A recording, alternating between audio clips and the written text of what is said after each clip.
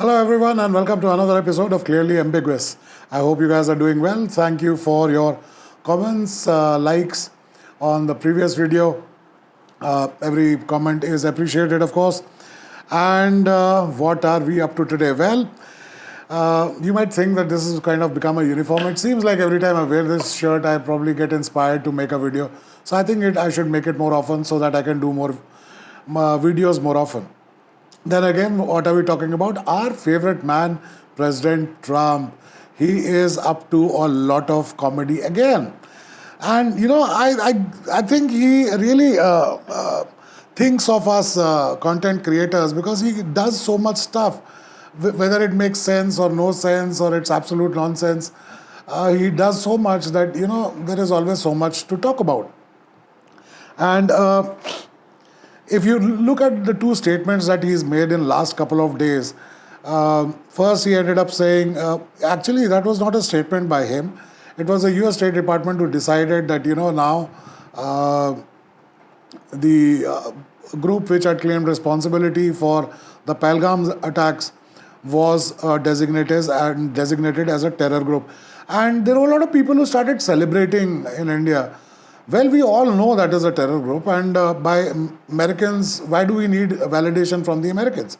See, whether Americans sanction a group or they do not sanction, they have sanctioned LET as well long time back. But have they done anything against them, frozen any of their funds or whatever? I don't think so.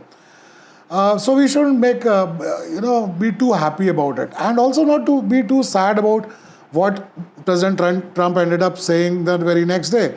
He said there are 5 aircraft and which had been lost in Operation Sindoor. Where did he get that information, and what is his credibility on that? Because he keeps saying that he was responsible for the ceasefire, and we've been very clear about it that it was absolutely nothing that the United States did in there. It was probably United States whose own assets on the other side of the border with Pakistanis, which were getting destroyed or targeted by the Indian missile attacks. And that's the reason why they were probably worried that Indians, if they keep going on and on like this, it would probably affect the US infrastructure, defense infrastructure in Pakistan. Another thing is, for everybody, every time President Trump says that he's succeeding, I think he's failing at everything that he is committed to. Let's start with the first thing that he had said. He had ended up in 24 hours of coming to power. That was the Russia-Ukraine war. And now he has pivoted his position and he's supplying weapons to Europeans, right? And those weapons will eventually end up with Ukraine. The Europeans will end up paying for it. Who I think in turn will probably take big chunks of Ukrainian minerals as payment versus the weapons, the US weapons. So in the end, if anybody thinks that it's going to be a win-win situation for Ukraine, I think it's going to be a very big loss for Ukraine as such, because see, all these weapons that are being supplied, as President Trump is such a good businessman and he likes to sign deals. So I think what he's doing is that he's indirectly going to make sure that Ukrainians do give him the minerals or rare earths that he wants, because indirectly he's giving them the weapons. Another thing, recently, a person who's come into the picture is the hyper-caffeinated European version of President Trump. The NATO chief, Mike Rudd, that's what his name is. He is absolutely, and what is he doing? He is going ahead and threatening the Prime Minister of India, the President of China, and the President of Russia, all in one breath. Why? Because, we should probably not deal with Russia. And see, Indians have been pretty clear that, we have to look at our interests as well. If America can look at their... See, the very interesting thing right now is that United States and the Western countries, Europe, would have you believe that their interest is the best interest of everyone out there. No, their interest is only for themselves. Why can't the Africans look for themselves? Why can't the Indians look for themselves? Why can't the Chinese look for themselves? I'm no big fan of the Chinese, but then again, you know, everybody has the right to do it.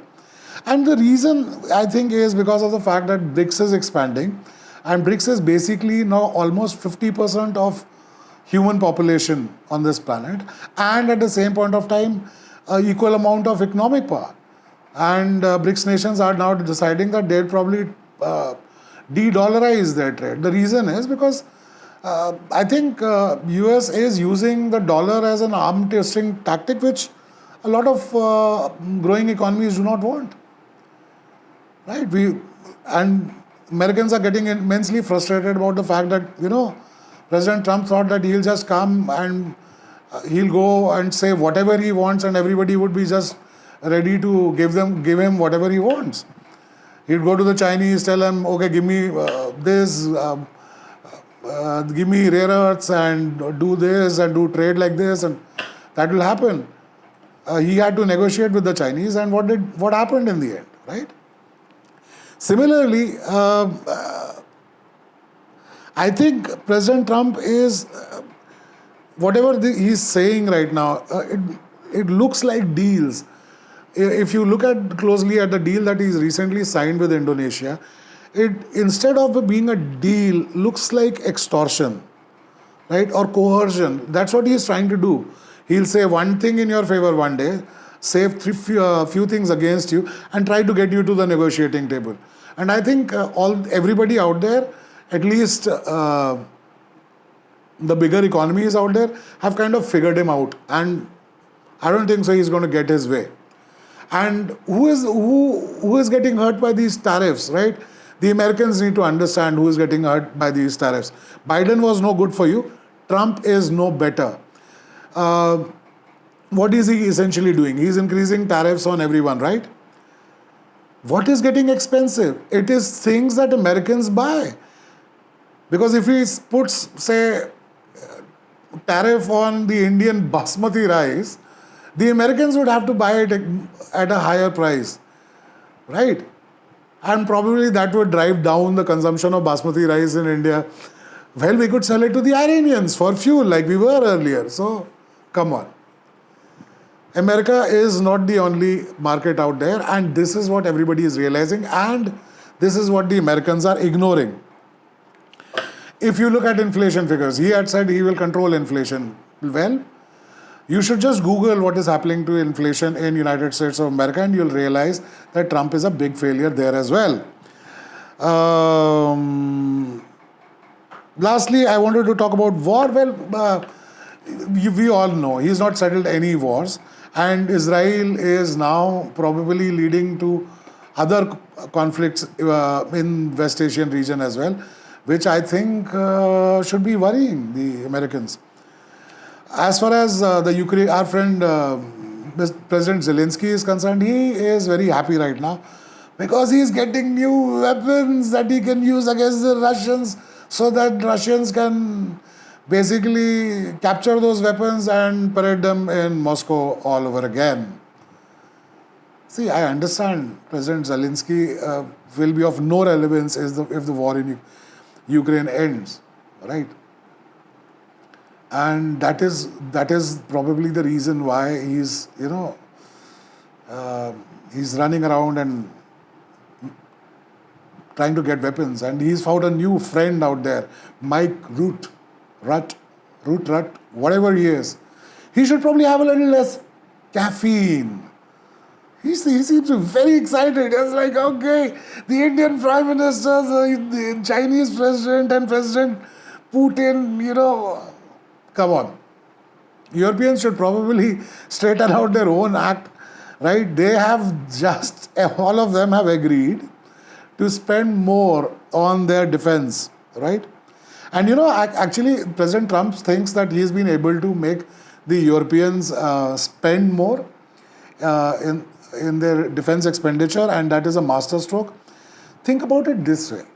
Now that the Europeans will become more self-reliant in their defense against the one thing that they think the Russians are advancing, if the Europeans start, engaging more, and they start manufacturing more of their military equipment, and they start spending more on their defense, Would NATO especially the European ones, actually they're only the Europeans one. Everybody else America calls an ally is really not an ally, right? They basically end up using them. I hope our neighbors could understand that. But then again, yeah, let's come back to NATO. So if they are going to spend more and they're going to make more of their own weapons and they are going to make more arsenal, build their arsenal, would they really need Americans anymore? And wouldn't a Europe which is now independent for its own security would probably have a stronger posture against the United States of America? And mind you, Americans really need some friends, because President Trump really is making, as I use a pig's breakfast of the diplomacy that he has done with the Indians, the Chinese, Russians, So anyways, this is what's going on. So there is a lot of clarity, there is a lot of ambiguity. And as I said, we always discuss what is clearly ambiguous out there. I hope you enjoyed this video. Please mention in comment section what else we could probably talk about, or what do you think Trump is basically up to? Do you really think that he is going to achieve something in long term, or he is just basically making the world a more unsafe place to live in?